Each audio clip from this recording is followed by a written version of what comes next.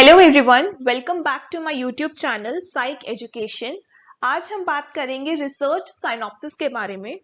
जैसा कि हमें पता है, सेकेंड ईयर में आके we have to submit a project. हमें एक प्रोजेक्ट सबमिट करना होता है। उससे पहले हमें एक साइनॉप्सिस सबमिट करना होता है। साइनॉप्सिस कुछ नहीं है, synopsis is actually the shorter version of project. ये एक छोटा वर्जन है हमारे प्रोजेक्ट को लेके। ठीक है, तो कोड्स जो इसमें यूज होते हैं वो होते हैं 16, 26 and 36। MPCE 16, 26, 36। 16 is for organizational, 26 is for counselling and 36 is for clinical psychology. ये जो भी आप स्पेशलाइजेशन यूज करते हो उसके अकॉर्डिंगली बनता है। आज हम एक जनरलाइज साइनॉप्सिस के बारे में बात करेंगे कि अगर आपने टाइटल चूज कर लिया है तो उससे आगे आप साइनॉप्सिस कैसे भेजोगे।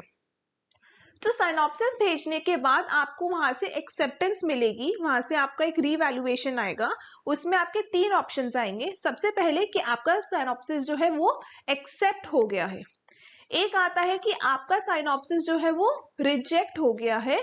और एक आता है कि आपका साइनॉप्सिस एक्सेप्ट हो गया है बट आपको कुछ चेंजेस करने पड़ेंगे उसमें। तो ये 3 ऑप्शंस के साथ जो है आपका साइनॉप्सिस रीवैल्यूएट होकर आता है और उसके बाद आप आगे उससे अपने जो है प्रोजेक्ट सबमिशन करते हो। इसी साइनॉप्सिस के बेसिस पे ही आपकी आगे पूरी रिसर्च बनाई जाएगी, रिसर्च कंडक्ट करी जाएगी। सो इसको समझना बहुत जरूरी है कि कैसे हम साइनॉप्सिस बनाएं। एक चीज समझना बहुत जरूरी है कि अगर हमारी रिसर्च 100 पेजेस की है तो हमें साइनॉप्सिस को सिर्फ 5 to 6 पेजेस के अंदर अंदर ही कंक्लूड करना होता है। This is very much compulsory. इससे ज्यादा आप अपनी साइनॉप्सिस नहीं बना सकते। ओके, चलो स्टार्ट करते हैं। सबसे पहले इंट्रोडक्शन कि साइनॉप्सिस होता क्या है। सो साइनॉप्सिस कुछ नहीं है, it is just a plan for your research project. एक जैसे हम पहले भी कोई भी काम करने से पहले एक लेआउट बनाते हैं ना, तो जो साइनॉप्सिस है वो हमारी रिसर्च का एक लेआउट है।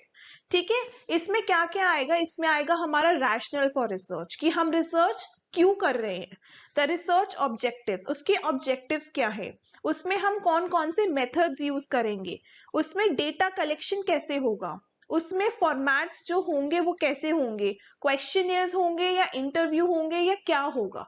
अब हम इन सबको डिटेल में भी आगे एक्सप्लेन करूंगी मैं आपको कि कैसे आप अपने साइनॉप्सिस को इतना अच्छा बना सकते हो कि वो एक ही बारी में अप्रूव हो जाए। की कंपोनेंट्स ऑफ साइनॉप्सिस, तो सबसे पहले है title. Title is the most important thing in your research और साइनॉप्सिस, बिकॉज ऑब्वियसली जो साइनॉप्सिस में टाइटल रखोगे वही तो आगे आप अपनी रिसर्च में भी ऐड करोगे। सो title and introduction is very important. इसमें आपको ये बताना है कि आपका जो रिसर्च टॉपिक है वो क्या है। जैसे फॉर एग्जाम्पल अगर आपको पढ़ना है the effect of caffeine on depression, तो आप उसके लिए एक बड़ा अट्रैक्टिव सा टाइटल बनाओगे जिससे आपकी रिसर्च और ज्यादा अट्रैक्टिव लगे। Okay, then comes objective. आपको ऑब्जेक्टिव जो है अपनी रिसर्च के वो बहुत ही क्लियरली स्टेट करने हैं। एक क्लियर आपको विजन देना है कि आपने ये रिसर्च क्यों चूज करी, आपने ये टॉपिक क्यों चूज करा। Then comes methodology. मेथडोलॉजी में आप क्या करोगे, जो भी आप रिसर्च जैसे भी कंडक्ट करोगे आप उसको अच्छे से एक्सप्लेन करोगे कि जैसे सबसे पहले आप डेटा कलेक्शन कैसे लोगे, आपने अपना सैंपल कैसे चूज किया, आपने उस डेटा कलेक्शन का मोड क्या रखा, ऑनलाइन या ऑफलाइन, क्वेश्चनियर्स करे या इंटरव्यूज करे। तो उसके लिए आप एक मेथडोलॉजी का पूरा एक उसमें जिस्ट दोगे कि आप उसमें क्या क्या करने की सोच रहे हो। Then comes results. जो भी आपकी की फाइंडिंग्स होगी, रिजल्ट्स बेसिकली साइनॉप्सिस में देना इम्पॉसिबल है क्योंकि अभी तक आपकी रिसर्च हुई नहीं है। तो रिजल्ट्स देने के लिए आप क्या करोगे, आप करोगे कि ये मेरे टेंटेटिव रिजल्ट्स है, मतलब कि हम सोच रहे हैं कि हमें ये करना, ये जो रिजल्ट जो है वो आ सकते हैं रिसर्च करने के बाद, तो आपको एक टेंटेटिव रिजल्ट देना है। Then is conclusion. कंक्लूजन में जो भी आपकी इंप्लीकेशन है, क्या स्ट्रेंथ होगी आपकी रिसर्च की, क्या वीकनेसेस होंगी, वो सब ऐड करना है। और लास्ट में आप ऐड करते हो इसमें रेफरेंसेस। रेफरेंसेस क्या होते हैं, जो भी साइट्स आर्टिकल्स आप यूज करते हो अपनी साइनॉप्सिस को बनाने के लिए, वो आप इसमें ऐड करोगे। Second is creating an attractive title. जैसे कि मैंने आपको पहले बताया कि टाइटल सबसे इंपॉर्टेंट चीज होती है जब आप एक रिसर्च बना रहे होते हो। तो इसको सबसे पहले बिल्कुल कंसाइज रखो। इधर उधर की बातें करने से अच्छा है टाइटल को बिल्कुल क्रिस्प और कंसाइज रखना पड़ता है, एकदम क्लियर, कि टाइटल पढ़ते ही समझ में आए आपकी रिसर्च किस बारे में। इसमें आपके रिसर्च का जो फोकस एरिया है वो क्लियरली दिखना चाहिए। आप स्टूडेंट्स पे रिसर्च करना चाह रहे हो, आप कपल्स पे रिसर्च करना चाह रहे हो, आप एडिक्टिव जो लोग एडिक्शन से गुजर रहे हैं, आप उन पे रिसर्च करना चाह रहे हो, तो आपका रिसर्च एरिया क्या है वो एकदम क्लियर होना चाहिए। और कीवर्ड्स जो होते हैं आपके टाइटल में, they are very much important. Research question define करना। रिसर्च क्वेश्चन क्या होता है? ये आपके साइनॉप्सिस की फाउंडेशन होती है। It should be very much clear, concise and focused to provide a sense of purpose and direction to your study. A well-defined question sets the stage for a meaningful research synopsis. आपने ये जो research का title choose किया है ये क्यों किया है? फॉर एग्जाम्पल, अगर हमने जैसे पहले भी एग्जाम्पल लिया, use of caffeine on depression levels of students, ठीक है, ये हमारा टाइटल है फॉर एग्जाम्पल। तो इसमें एकदम क्लियरली पता लग रहा है कि मैं जो कैफीन का लेवल है, अगर कैफीन इनटेक का इफेक्ट मैं देखना चाह रही हूं डिप्रेशन में, किन में? स्टूडेंट्स के ऊपर, ठीक है ना। तो ये तो हो गया मेरा रिसर्च एरिया। अब ना रिसर्च क्वेश्चन में आपको क्या बताना पड़ेगा? आपको ये बोलना पड़ेगा कि आप ये रिसर्च क्यों कर रहे हो, क्योंकि आजकल ऐसे जैसे कि हमें पता है कि कैफीन का इंटेक बहुत बढ़ चुका है, तो इसका इम्पैक्ट जो डिप्रेशन लेवल पर है, क्या वो पड़ रहा है या नहीं पड़ रहा है, ठीक है। Next is literature review. Literature review में इसको हम ROL भी कहते हैं, review of literature, literature review. इसमें जो भी पहले से जो रिसर्चेस हो रही हुई है इसके टॉपिक के ऊपर, आपके टाइटल के ऊपर, उसको आपको स्टडी करना पड़ेगा कि उसमें क्या फाइंडिंग्स आई थी, क्या मेथोडोलॉजी उसमें यूज हुई है, डेटा कलेक्शन कैसे हो रखा है, उसमें क्या इम्प्लीकेशंस हैं, आज तक उस रिसर्च का कोई कंक्लूजन रहा है कि नहीं रहा है। तो वो सब चीजें आपको पता लगेंगी लिटरेचर रिव्यू में। ये आपको अलग अलग साइट से मिलेंगी, जैसे कि आप गूगल स्कॉलर पे जा सकते हो। ये एक बहुत ही यूजफुल टिप मैं आपको दे रही हूँ कि गूगल स्कॉलर पे जाके आप अलग अलग अपने जो टाइटल है उसको डालो, आपके पास बहुत सारे पब्लिश्ड पेपर्स और आर्टिकल्स आ जाएंगे।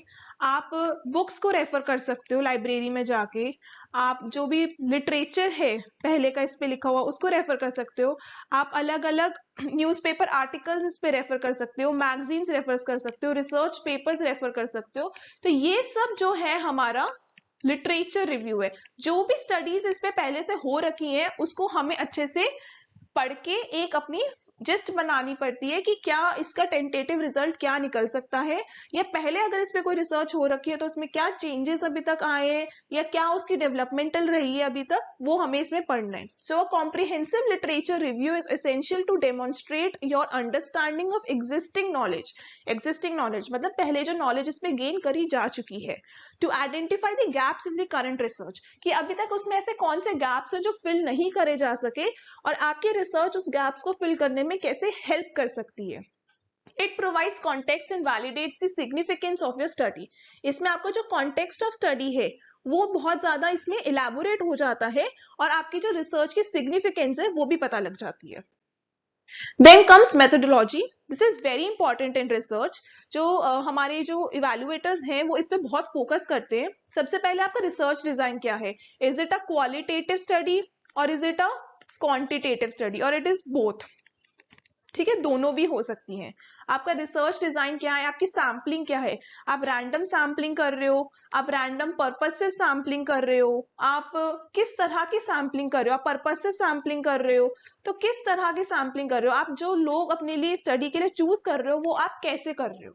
Then comes data collection. Data collection में आएगा कि आप ऑनलाइन डेटा कलेक्ट करना चाह रहे हो या आप ऑफलाइन मोड में करोगे। अच्छा ठीक है, अगर ऑनलाइन में करोगे तो व्हाट्सएप से करोगे, फेसबुक से करोगे, आप जहां जहां अपना क्वेश्चनियर स्प्रेड कर रहे हो उसको आपको बताना है, वो साइट्स का नेम आपको बताना है, फेसबुक से कर रहे हो, इंस्टा से कर रहे हो, ठीक है। अगर आप ऑफलाइन से कर रहे हो तो आप इंटरव्यूज ले रहे हो या फिर आपने मैन्युअली जाके क्वेश्चनियर्स लोगों से फिल करवाए हैं या फिर आपने सर्वे किया और इसमें आप ऑब्जर्वेशन भी ऐड कर सकते हो। तो आपका डेटा कलेक्शन का मोड क्या है वो भी बहुत मायने रखता है। डेटा एनालिसिस, जब आपके पास डेटा आ जाएगा तो आप उसको एनालिसिस कैसे करोगे? तो हम इसमें जैसे SPSS डाल सकते हैं, हम SPSS से करते हैं, हम कोरिलेशन इसमें यूज कर सकते हैं, t test, F test, ANOVA. तो ये हमारी सारी स्टैटिस्टिकल मेजर्स आ जाएंगे जो हम यूज करेंगे, अनोवा, मनोवा, ठीक है ना, कि हम इसमें कौन से स्टैटिस्टिकल एनालिसिस यूज करेंगे अपने डेटा को एनालिसिस करने के लिए। All right, then comes validity and reliability.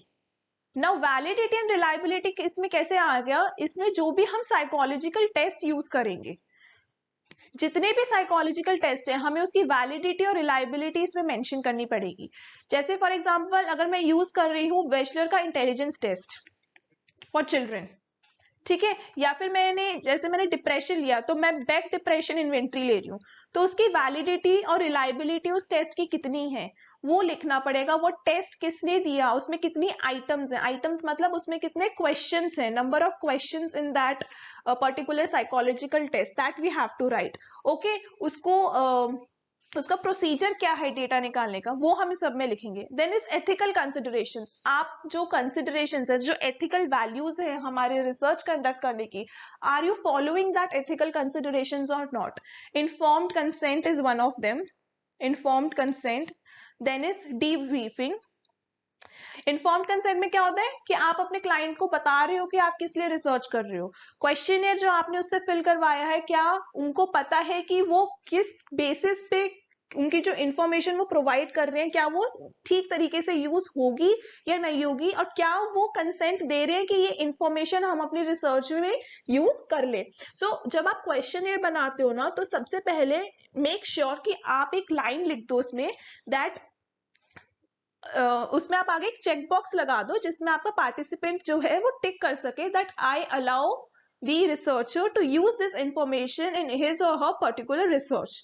इससे क्या होगा, हमें एक इन्फॉर्म्ड कंसेंट मिल जाएगा कि जो भी इंफॉर्मेशन आगे हमारा क्लाइंट, जो हमारा पार्टिसिपेंट हमें दे रहा है, वो हम अपनी रिसर्च में यूज कर सकते हैं। डीब्रीफिंग में क्या होगा, debriefing is another type of ethical consideration जिसमें हम एक ब्रीफ देंगे अपने पार्टिसिपेंट को कि हम जो रिसर्च कर रहे हैं it is a academic purpose, सिर्फ रिसर्च, ये सिर्फ एक अकेडमिक यूज के लिए है, और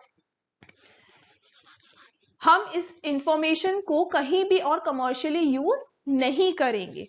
to use this information commercially we will have to take another consent of our participants. Okay, debriefing हो गया, इन्फॉर्म्ड कंसेंट हो गया, these are all the ethical considerations that we have to take care of when we are conducting the research and maintaining the data.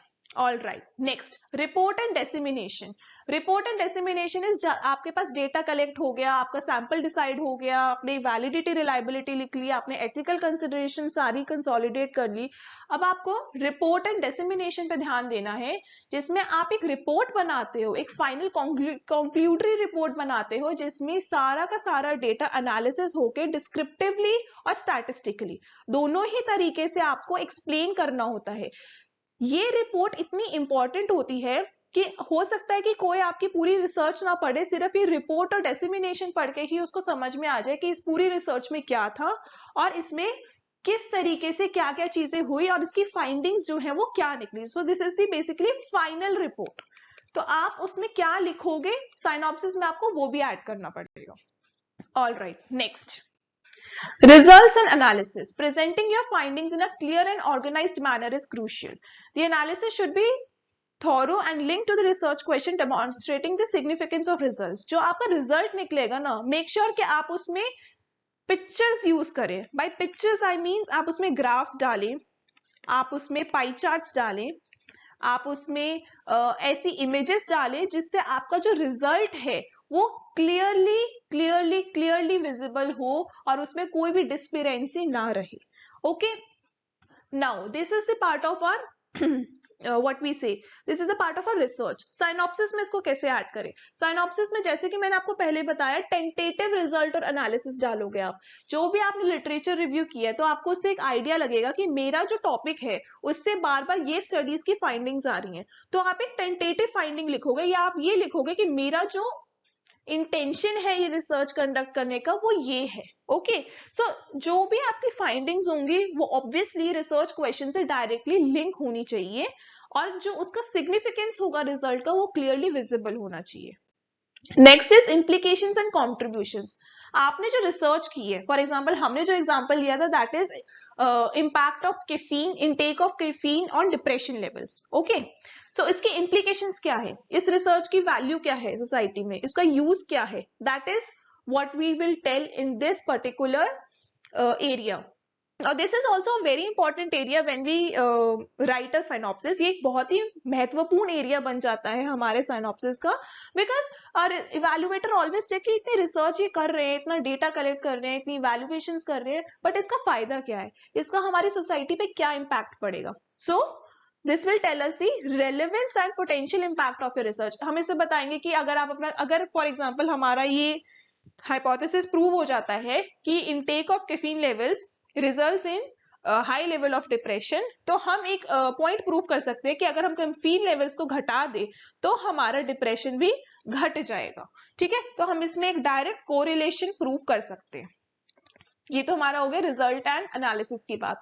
तो इसका हम एक students के लिए हम एक क्या कहते हैं इम्प्लीकेशन कर सकते हैं कि उनको ज्यादा कैफीन इंटेक नहीं करना चाहिए, नहीं तो उनका जो डिप्रेशन लेवल है वो धीरे धीरे बढ़ता जाएगा.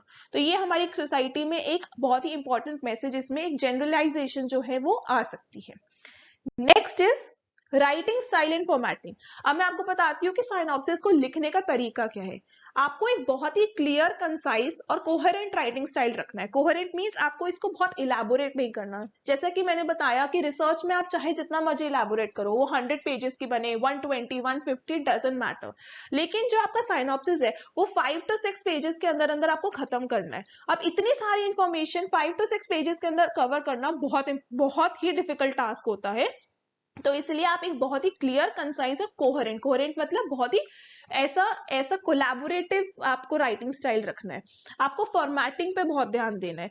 जो भी गाइडलाइंस हमें इग्नू से मिलती हैं, जैसे कि आपको इसमें गाइडलाइंस मिलती है कि जो आपको टाइम्स रोमन 12, टाइम्स रोमन हो गया हमारा फॉन्ट का स्टाइल और साइज होता है 12, और आपको डबल स्पेसिंग करनी होती है बिटवीन दी वर्ड्स. ठीक है, और जो है आपको इसमें अलाइनमेंट का बहुत ज्यादा क्लियर एक इंस्ट्रक्शन दिया होता है गाइड बुक में. प्लीज आप उसको ध्यान से पढ़ें, उसी के अकॉर्डिंगली अपनी जो है आप रिसर्च बनाएं. अपने सुपरवाइजर से जरूर उसको चेक करवाएं बिफोर सबमिटिंग इट, उनके साइन लें उस पे, बिकॉज अगर आपने साइनॉप्सिस ही गलत कर दिया then it will take you a lot more time to submit your synopsis again, और उसके बाद दोबारा से उसको एक्सेप्ट होने में, उसको दोबारा से वहां पे भेजने में आपका और भी ज्यादा टाइम वेस्ट होगा. तो प्लीज इस गाइडलाइंस को जो हमें गाइड बुक में दी जाती है इसको ध्यान से पढ़े. सो दैट जो चीजें कांस्टेंट रहती हैं वो मैं आपको बता देती हूँ. फॉन्ट का जो स्टाइल है that is times Roman, font का जो साइज है दैट इज 12, एंड इसमें डबल स्पेसिंग करना is very very important. Conclusion.